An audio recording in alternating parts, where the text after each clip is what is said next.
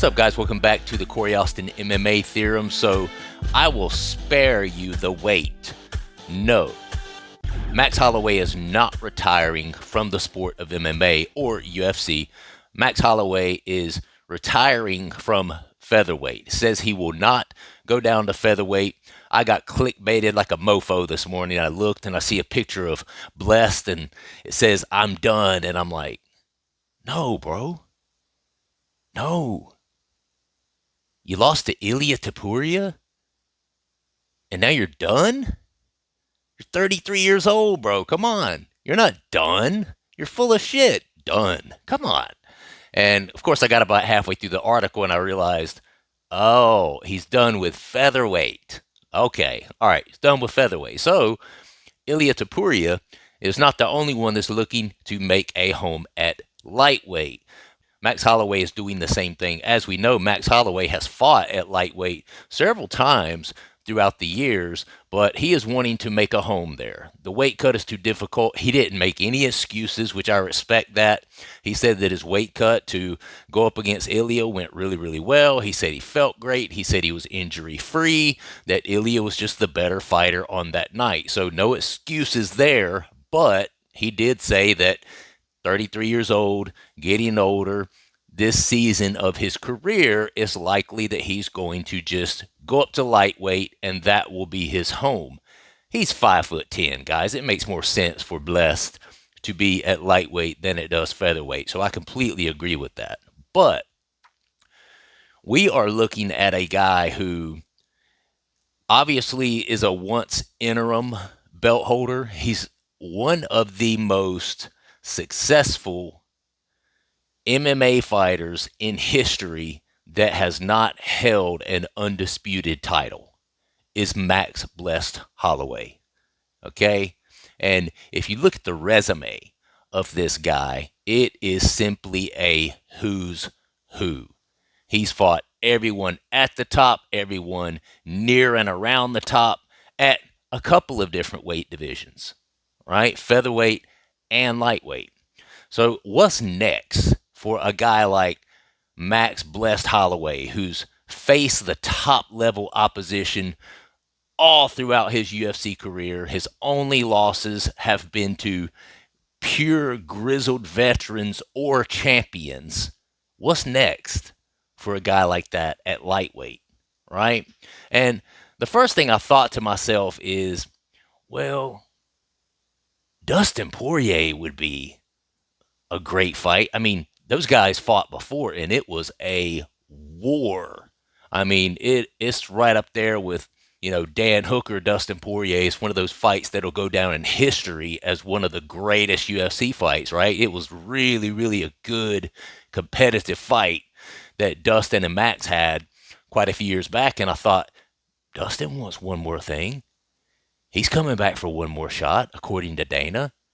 I mean, I can see Dustin getting excited about that. I could definitely see the fans getting excited about that. I mean, you talking about wanting to go out with a bang. I mean, raise your hand if you're signing up for the sequel of Max Holloway, Dustin Poirier. And if your hand's not raised, then I would really have to question as to whether you are an actual MMA fan. Because anyone who is an actual MMA fan would absolutely want to see a part two, part dos, whatever you want to call it, to those two guys, okay? But then I thought to myself, well, no, Ilia is wanting to come up there. Ilia is wanting to come up there. But then I thought, nah. Ilia is coming up there to get that title, okay? And Islam Makhachev has been very upfront and very vocal. Nah, I'm not giving the little guy a chance anymore because I don't get anything out of that, right? That does nothing for me if I come and beat a smaller guy who is coming after my belt. What does that profit me other than to be able to say, I beat that guy, and he, was one of the greatest as far as featherweights go, right? And I can see where he's coming from there. Very unselfish of Islam to accept those fights. Granted, he got paid for them, and he got paid very handsomely, I'm sure, for those 2 fights with Volkanovski. But he doesn't want to do that again. He now wants to go up to welterweight, and he wants to claim a second gold, a second belt. Okay, and he's shaping up very nicely to be one of the most dominant lightweight champions in UFC history. So I personally don't have a problem with that. But what that does insinuate to me is that it might be a little bit before Ilia Topuria is able to make that move to lightweight. And the reason I say that is because if you look at the people that he has beat, of course he beat Volkanovski. Volkanovski's one of the best ever, but Volkanovski was also coming off of 2 losses to Islam Makhachev when he was beat. So there's always going to be that question floating around in people's minds. I mean, has Volkanovski's time in the sun ended? Was that the same Volkanovski? Was getting headshot dead, KO'd by Islam Makhachev, was that career ending for Volkanovski? We know that brutal knockouts can change these guys as fighters. I'm not saying it did, but I'm saying we haven't seen him win since. He lost the first one, very close decision to Islam. The second one, head kick knockout. The next one, another knockout, back to back by Ilia. Okay, so when you start assessing Ilia Topuria's career so far, and don't get me wrong, I mean, you have to respect the rise. This dude's been on a straight rocket ship to the top. Okay, and obviously he beat Volkanovski, knocked him out, and then he goes and turns around and knocks out Max Holloway, who's never been finished via strikes, via KO, by the way. Okay, so that's saying something. But is that really enough to warrant him going straight up to lightweight to challenge for the belt? And besides, Islam doesn't want that. So I did a video a while back. I was like, well, Dustin Poirier versus Ilia would be a fun fight. Dustin's saying he wants one more. Let's do that. That would be a huge fight. People would love to be able to see that. They're both strikers, both really good boxers. But, then what does that prove? Because Dustin, he plans for that to be his last fight. So I don't think the UFC wants to take a chance on putting Ilia Topuria up there against Dustin. Dustin beating Ilia Topuria, this latest, newest, surging star that they have. And then Dustin walks away from the game, and now they got damaged goods in Ilia Topuria to try to promote. I don't know. That's a little too risky. Putting Ilia Topuria up against a grizzled veteran like that who also has really good boxing prowess. You got that conversation, about who's the best boxer in the UFC going around. And then I thought, wait a minute now. Max Holloway himself stated the claim of being the best boxer in the UFC also. So you got this trifecta here. I'm like, Ilia Topuria coming up to lightweight. Dustin Poirier wants one more fight. Now Max Holloway is settling in and making a home for himself at lightweight, and he and Dustin have already fought and had one of the best fights of the century together. I think that the UFC is going to want to sit on Ilia Topuria for a couple of minutes there at featherweight, right? And I think you look, okay, he knocked out Volkanovski. He knocked out Max Holloway. Volkanovski had already lost to Islam Makhachev. So there's always that question of, was he starting to decline by the time Ilia Topuria got a hold of him? And then Max Holloway, he's only ever been an interim champion. He's never even held an undisputed belt. Okay? So there's always these questions of, has Ilia done enough to go up to lightweight already? And I think that the answer is not really. Not really. Now, am I saying he's not good enough? No. I think Ilia is a tough fight for anyone at featherweight or lightweight. 100%. Not saying he's not good enough, but I'm saying as far as the fan base and as far as the lay of the land right now, I believe that the UFC and the mass of the fans are going to want to see Ilia Topuria defend that belt once or twice more, right? And there's a few guys there in the featherweight division that could get a crack at that, including Volkanovski. I mean, he's one of the, you know, most glorified featherweight champions ever. So, what better way to figure out if Volkanovski still has it than to give him another shot at Ilia, right? I think Ilia would be okay with that. I mean, that's a huge fight, right? But then you got Max Holloway going up to lightweight. Then you got Dustin Poirier, who wants one more fight. I think Dustin would be okay with welcoming Ilia Topuria, but I think that the heat behind that proclamation, I'm coming to lightweight for Ilia Topuria, has started to cool just a little. Just a little. It started to cool down just a little bit, right? I think people want to see him solidify his place in history at featherweight before he starts going up to lightweight. Because here recently, that's all guys are wanting to do, right? They want to win the belt, and then as soon as they defend it, they're wanting to go straight up, and they're wanting to pull a Conor McGregor. Win the belt, don't even defend it, and then go straight up to the next.